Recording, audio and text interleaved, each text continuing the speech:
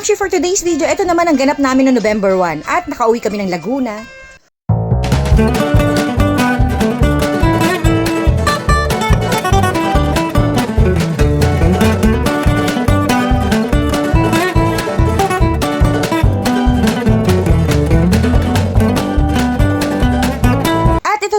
Madaling araw tayo nagising. Syempre, nag-prepare tayo ng babaunin natin dahil malayo-layo yung ating pupuntahan. Kailangan natin magbaon. Pero ito, gabi pa lang to, inayos ko na yan. So, mga ilang oras lang din yung tulog ko, pero worth it.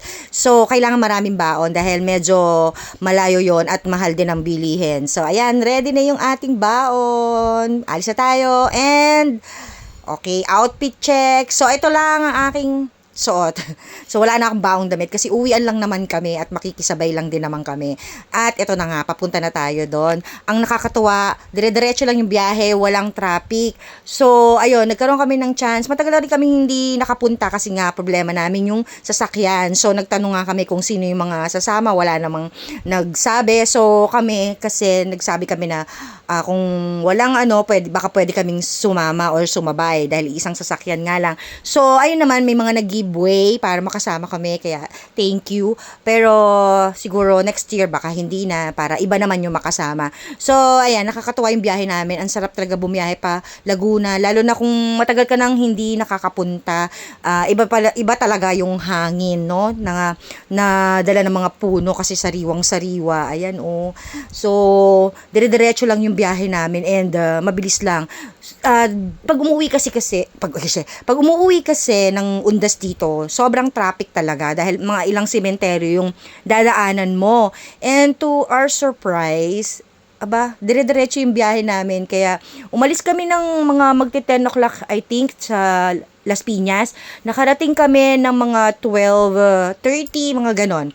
So, dahil alanganin na siya, dito na kami magla-lunch. Kaya, yun, nag-prepare na rin kami ng pagkain namin for lunch. Kasi, itong lugar nila, Daddy, dito sa Cavinti, Laguna, talagang probinsya, no? Wala ka pang makikita dito sa area nila ng mga fast food or talagang siya, na lugar. Malayo din ang ospital, ang palengke, ganyan. Liblib na lugar pa, parang ganon. Fresh na, kumbaga, virgin. Hindi siya masyado pang develop. So, pero marami na rin mga camping site dito sa paligid.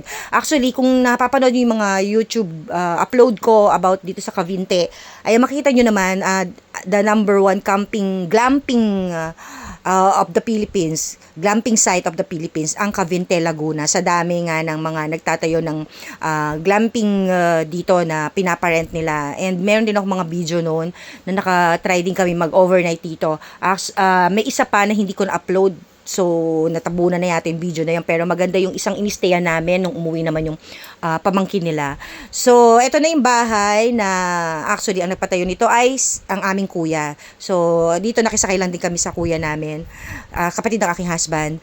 Dito sa kanila at ayan din, siya din ang nagpatayo ng bahay na yan. Para every time daw na makakauwi kami dito sa Laguna ay may i-stayan kami. So, ayan. First time ko makakapasok sa loob ng bahay kasi nung pumunta kami dito hindi kami nakapasok dahil naiwan yung susi, walang nagdala ng susi. So ngayon, makakapasok na tayo sa loob ng bahay, makita natin yung loob ng bahay. Actually, hindi pa to tapos na tapos, pero yun nga dahil mga busy sa trabaho sa Manila, sa kanya-kanyang lugar, bihira lang din makauwi dito, kaya ayan, hindi pa masyadong naasikaso. At ang masakla pa dito, yung mga gamit na mga nilagay dito, ninanakaw lang. So, kada uuwi sila, may mga nawawalang gamit or mga ninalakaw, sinisira yung pinto, dahil nga alam nila na walang nag-stay at walang nakatira at ang uwian lang dito ay tuwing Sabado or kaya Linggo or kung kailan merong time na makauwi. So, hindi rin linggo-linggo, minsan ilang buwan bago makauwi. So, ito na yung loob niya, marami pang aayusin. So, yun nga pala yung kapitbahay namin, taga-kabilang baryo yan, pero dumalaw pa dito kasi alam na may tao, kaya ayan, nasobrahan ng sipag hanggang dito sa kabilang baryo. Ayan, binalis niya na. Char lang yun. Yun yung may-ari ng bahay, baka mapaalis tayo. Well, anyway, since ayun, dito na kami magla-lunch, kaya ayan, marami kaming binaon para dito na nga talaga kami kakain. Kasi wala ka talaga mabibilihan. Though malayo pa yung mga lugar na bibilhan mo. Syempre, wala tayong panahon magluto dahil tingnan nyo naman ang aming So, nandito kami sa second floor. Ayan yung itsura sa second floor. Marami pang aayusin At gagawin dito, ayan, so may mga baong kami, o ayan, overlooking, o di ba? Ang sarap sa pakaramdam talaga pag sa province, no? Yung hangin, iba talaga, hindi polluted. Tapos marami pang mga puno sa kapaligiran. So, halika na, pumasok na tayo sa loob ng bahay, kakain na tayo para mamaya pupunta tayo sa sementeryo. And habang alam mo yun, tagtag ng kinain, ayan, ito na pagdiskitahan namin. Ito yung kalsada, dun sa harap ng bahay. And bihira lang kasi mga dumadaang sasakyan dito. May mga dumadaan pero bihira lang talaga. Kaya, ayun. Oh, gaya niyan si Manong Manong. So, dito tayo magjo-jogging. Day 3. Day 3 ng jogging. O, di ba? Sabi sa inyo yung pagjo-jogging ko pagpapanggap lang yun Kasi jogging na tayo. Oh.